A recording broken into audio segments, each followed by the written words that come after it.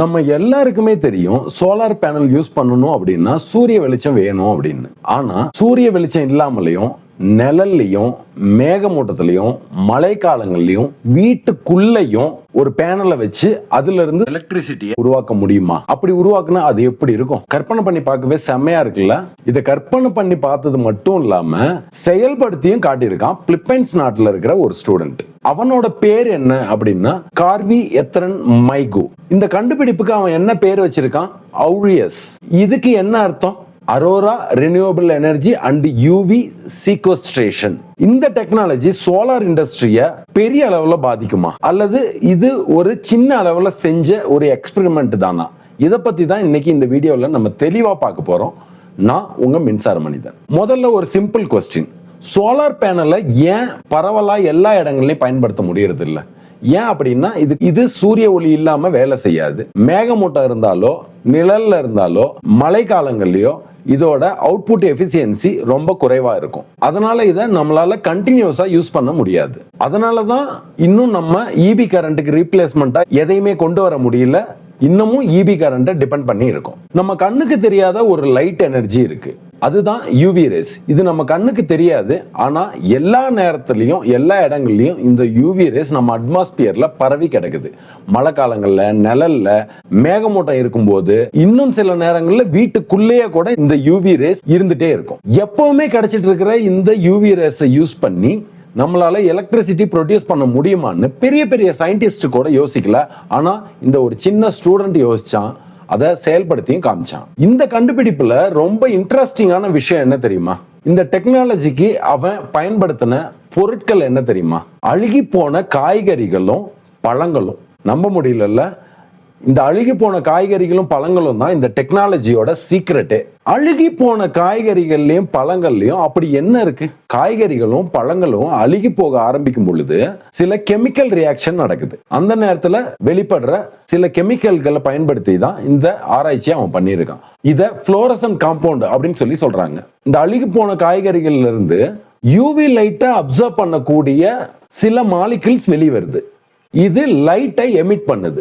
காய்கறிகளும் பழங்களும் ஃப்ரெஷ்ஷா இருக்கும் போது அதுல நியூட்ரியன்ஸ் நார்மலா இருக்கும்.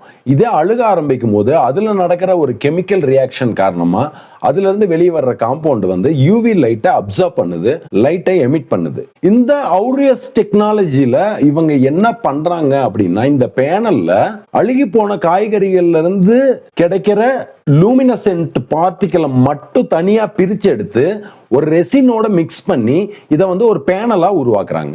இந்த பேனல் மேல யூவி லைட் பட்டதும் இது லைட்டா கன்வெர்ட் ஆகுது.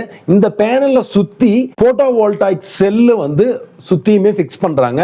இந்த லைட் வெளிச்சத்தை பயன்படுத்தி இந்த போட்டோவோல்டாயிக் செல்லு எலக்ட்ரிக்கல் எனர்ஜியா மாத்துது. இந்த ஆராய்ச்சிகளுக்கு அவங்க பயன்படுத்தினதா சொல்ற காய்கறிகள் என்ன அப்படின்னா, கேரட்டு, கீரைகள், சில கலர்ஃபுல்லான ஃப்ரூட்ஸ் அப்படின்னு சொல்றாங்க.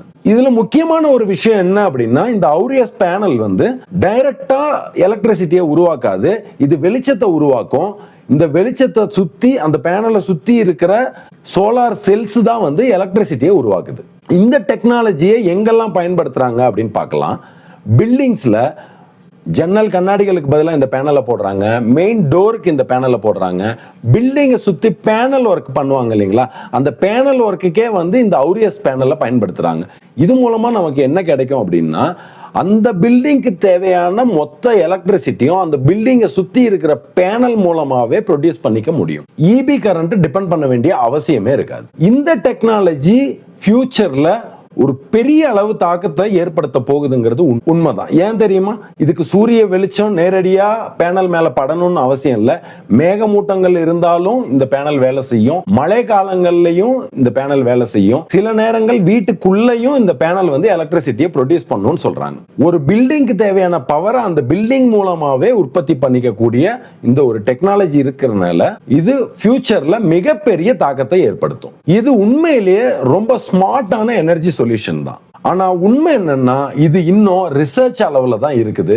இதோட அவுட்புட் எஃபிஷியன்சி கொஞ்சம் குறைவா தான் இருக்குது. இதை தயாரிக்கிறதுக்கு ஆகக்கூடிய செலவு கொஞ்சம் அதிகமாவே இருக்குது. அதனால இதை இன்னும் கமர்ஷியலா யூஸ் பண்ண ஆரம்பிக்கல.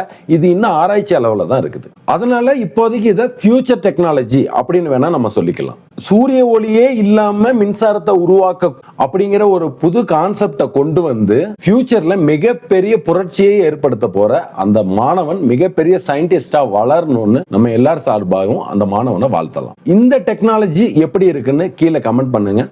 இதே மாதிரி இன்னொரு இன்ட்ரெஸ்டிங்கான யூஸ்ஃபுல்லான ஒரு வீடியோல நான் உங்களை சந்திக்கிறேன். நான் உங்க மின்சார மனிதன்.